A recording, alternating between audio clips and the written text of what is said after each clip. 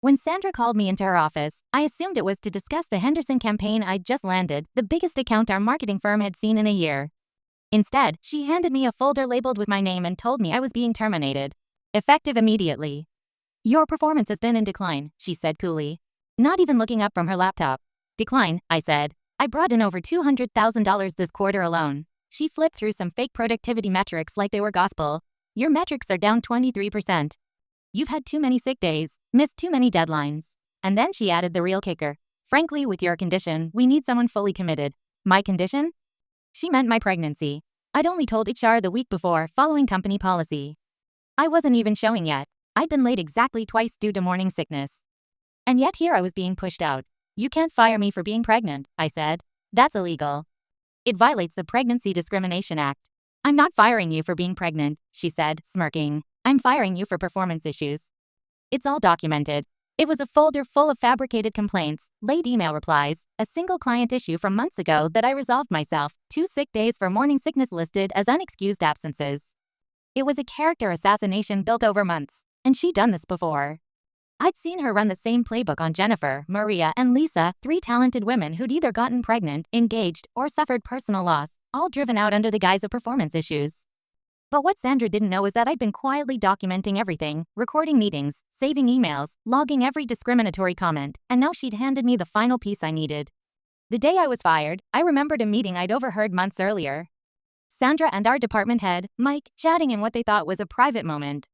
I was behind a screen setting up presentation equipment. We need to avoid hiring women of childbearing age, Sandra said. Too much financial risk with maternity leave. Lower productivity. That's illegal, Mike said, but not in a rejecting tone, more like a technical observation. Only if we're stupid about it, Sandra replied. Start early documentation. Track every little infraction. By the time they're pregnant, you've got grounds to fire them. I had that whole conversation recorded, and I had more. I reached out to Jennifer, who connected me with Maria and Lisa. All of them had their own stories, their own receipts, emails, notes, messages from Sandra.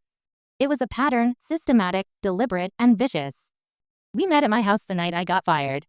For 6 hours, we built a presentation, The Real Cost of Discrimination. It outlined 5 years of Sandra's abuse backed with data, transcripts, audio, emails, and a financial analysis showing how her behavior had cost the company millions in turnover, settlements, and lost clients. The all-hands meeting the next morning was our stage.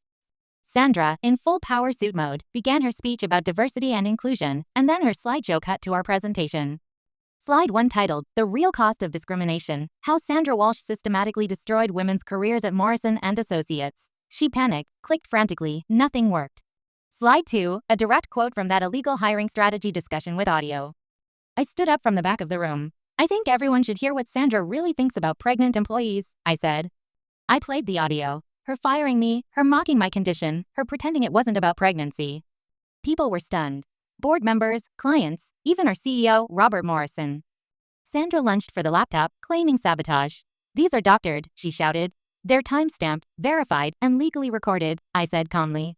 Then Jennifer stood, then Maria, then Lisa, then women across the room, current employees, past ones, even clients all stood to share their stories. One by one, voices rose up in that conference room. Stories of being excluded from meetings after engagement announcements, accounts reassigned, office space downgraded, promotions delayed, personal tragedies used as ammo. I didn't even need to speak. The presentation, now on a timer, kept advancing slide by slide, showing emails from Sandra instructing HR to document every minor infraction by specific women. Financial data showing over $2.8 million in turnover-related costs. Charts detailing the exact pattern she followed. Hire women, support them early, document, discredit, remove. The room fell dead silent when a client representative, Mrs. Henderson herself, stood up. We entrusted you with our brand, she said, and this is how you lead. I will not be working with anyone who condones this behavior. Sandra was still sputtering, trying to spin it. These are disgruntled employees, bitter, emotional, unprofessional. Patricia Collins, a board member, finally snapped. Security will escort you out immediately. Sandra turned to me as she was led away. You'll never work in this industry again, she hissed. I smiled. I don't think you're in any position to make threats. Sandra was officially fired that afternoon. The company launched a full-scale audit of every female departure over the last 5 years. HR was restructured. A new chief diversity officer was brought in. Mandatory training sessions began within the month. And me? They offered me Sandra's job. Full benefits, a massive raise, public apology. I said no. I didn't want to fix a company that only wanted to do better after getting caught. I'd already gotten what I came for: truth, accountability, and the power to choose what came next. Turns out people notice. My inbox filled up. Emails, messages, job offers from big firms, small startups, former clients. 12 serious offers in 1 week. Mrs. Henderson called personally. "We need someone like you. Someone with ethics, strength, and the backbone to challenge power." The offer was amazing. Director of Marketing and Client Relations. Full remote flexibility, 6 months paid maternity leave, $40,000 more than Sandra ever made. I said yes. Maria went on to become VP at a new startup that shared equity equally. Jennifer found her dream job at a family-first agency. Lisa launched her own design firm and landed major clients in her first month. Sandra, fired from her next job in under a month when her name came up in background checks, eventually ended up working retail, blacklisted from any executive-level position, and she kept spiraling. News of our presentation went viral after a journalist friend published the story. Sandra became the poster child for pregnancy discrimination. HR forums, LinkedIn discussions, even a congressional hearing cited her case. She was arrested months later for falsifying employment records to hide her history. Meanwhile, I was sitting in my beautiful home office, 6 months pregnant and leading the most successful product launch my new company had ever seen. Emma Rose, my daughter, was born healthy and perfect. David held her in a hospital and said, "She's going to grow up knowing her mom's a fighter." He's right. Sandra thought pregnancy made me weak, but it made me fierce, focused, strategic, and angry enough to do what no one else had: stand up and make it impossible for her to keep hurting other women. I fought back, not just for me, for every woman after me. For every daughter, sister, wife, and friend who might one day sit in an office, pregnant and scared of losing everything because someone like Sandra thinks motherhood is a professional flaw. She was wrong, and she paid the price. Sandra Walsh became a cautionary tale.